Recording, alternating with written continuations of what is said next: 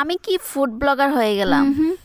আমি শুধু খেতে পছন্দ করি এবং চেষ্টা করি আপনাদের সাথে ভালো কিছু শেয়ার করার। আসসালামু আলাইকুম, সবার কি অবস্থা? আশা করি সবাই অনেক বেশি ভালো আছেন। আমি আলহামদুলিল্লাহ আপনাদের দোয়ায় ভালো আছি। মজার মজার খাবার কে না পছন্দ করে? একটিবার চিন্তা করে দেখেন, একটু ভালো থাকা, একটু ভালো খাবারের জন্য আমাদের দুনিয়াতে কত কিছুর আয়োজন, কিন্তু দিন শেষে আমরা সাথে নিয়ে কিছুই যেতে পারবো না। তবু আমাদেরকে অনেক কিছু করতে হয়। আমরা এক একটা মানুষ এক এক জায়গায় দাঁড়িয়ে নিজের পরিস্থিতিটা বুঝতে পারি, সেটা বাহির থেকে অন্য কেউ বুঝতে পারবে। বিশেষ করে ছেলেরা, অনেক ছেলেরা এসে কমেন্ট করেন এন অনেক কিছু। আমরা মেয়েরা যারা আছি, আমরা মেয়েদের জীবনটা অনেকটাই ভিন্ন ছেলেদের থেকে। মেয়েদের কোনো বাড়ি হয় না, বিয়ের আগে বাবার বাড়ি আর বিয়ের পরে স্বামী। মেয়েদেরকে সারাটা জীবন অন্যের ওপর নির্ভরশীল হয়ে বাঁচতে হয়, কখনো বাবা, কখনো হাজবেন্ড, কখনো সন্তান। আবার কিছু কিছু মেয়ে আছে যার কপালে কোনো কিছুই জুটে না। পৃথিবীতে সবাই থাকা সত্ত্বেও না থাকার মতো বেঁচে থাকতে হয়। হাজবেন্ড এমন একটা মানুষ যে কখনো আপন হয় আবার কখনো পর হয়। কিছু কিছু মেয়ের ক্ষেত্রে দেখা যায় শেষ বয়সে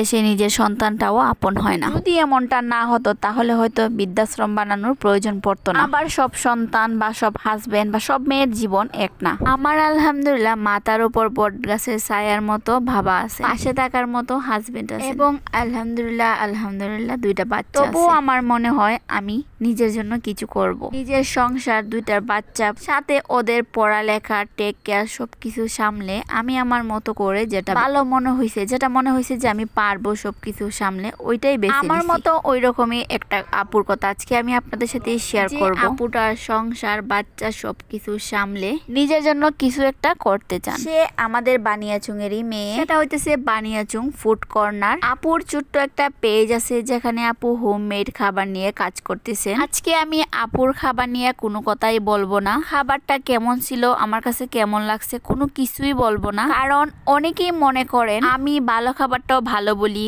ভালো না হলেও ভালো বলি। তবে আমি একটা কথা বলবো, যে কোনো রেস্টুরেন্ট বা খাবার আমি ট্রাই করার আগে অবশ্যই আশেপাশের অনেকের কাছে জিজ্ঞেস করি তাদের কাছে কেমন লাগছে, কেমন ছিল খাবার। যদি তারা বলে না ভালো না, তাহলে আমি ওই রেস্টুরেন্টে যাই না। সেটা একমাত্র বুঝতে পারবেন যারা আমার আশেপাশে আছেন, তারাই জানেন একমাত্র আমি কতবার তাদের জিজ্ঞেস করি। আমি আজকে এই আপুটাকে নিয়ে ভিডিও বানানোর একটাই কারণ হইছে, আমি একজন মেয়ে হয়ে আরেকটা মেয়ের পাশে থাকতে চাই।